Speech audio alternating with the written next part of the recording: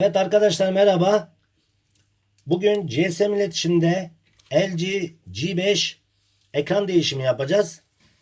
Telefona görüntü gelmiyor. Ekranı kırık işten. Tabi burada görünmüyor ama ekran işten kırık. Bu arada LG G5 ekran değişimi rekoru bizdeydi.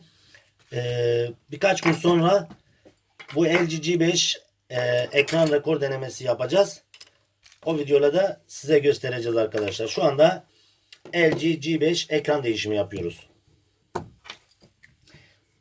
LG G5 ekran değişimi diğer modellere göre çok daha az bir zaman alıyor.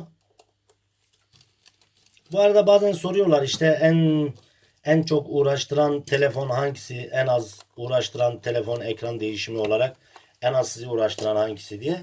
Arkadaşlar en az zaman alan telefonlar LG diyebilirim. En çok zaman alan telefonlar ise ekran değişiminde en çok zamanımızı alan HTC One serisi.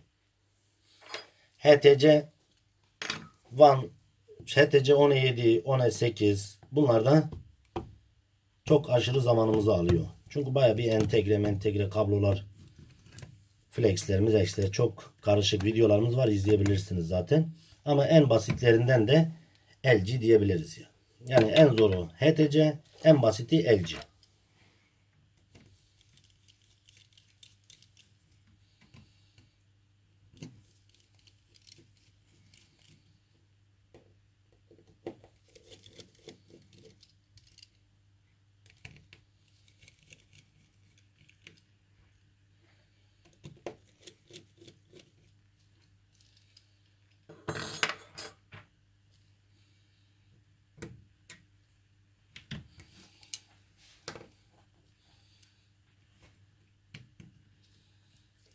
Arkadaşlar bir cihaz tamir ettiğinizde en önemli parçası anakarttır.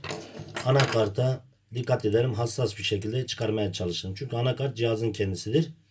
Gördüğünüz gibi LG'nin anakartı bu şekilde.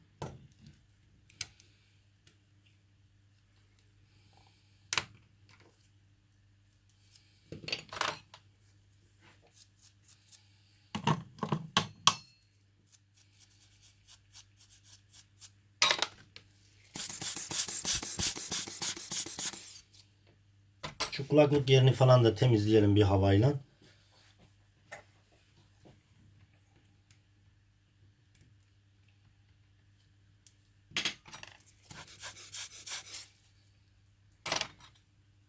Evet arkadaşlar, gördüğünüz gibi ekran söktük. Yeni ekranı takacağız.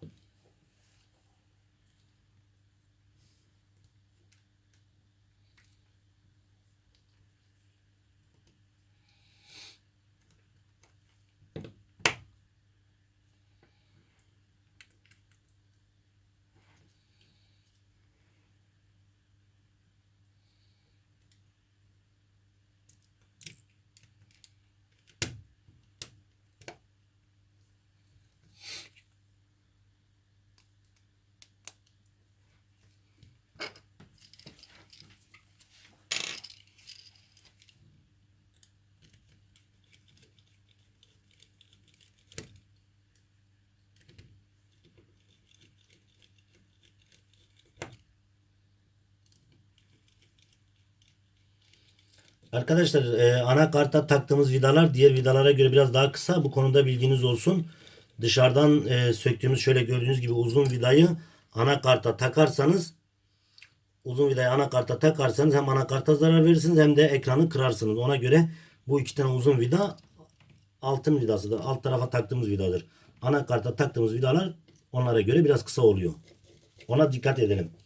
Aksi takdirde ekrana kadar gider uzun vida ve ekranı kırar yeniden.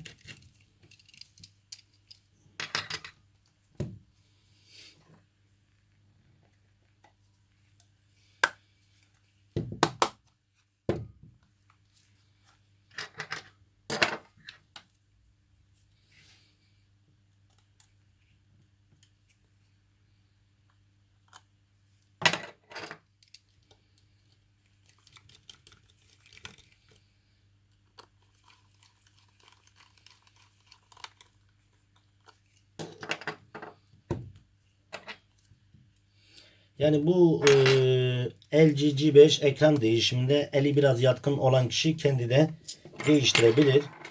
Ama gene de biz tavsiye etmiyoruz bu konuda, bilginiz olsun. Yani bu videomuzda demiyoruz uzman olmayan kişiler ekran değişimi yapmasın demiyoruz. Bu biraz basit olduğu için kendiniz de izleyerek yapabilirsiniz. Ama dediğim gibi gene de tavsiye etmiyoruz arkadaşlar.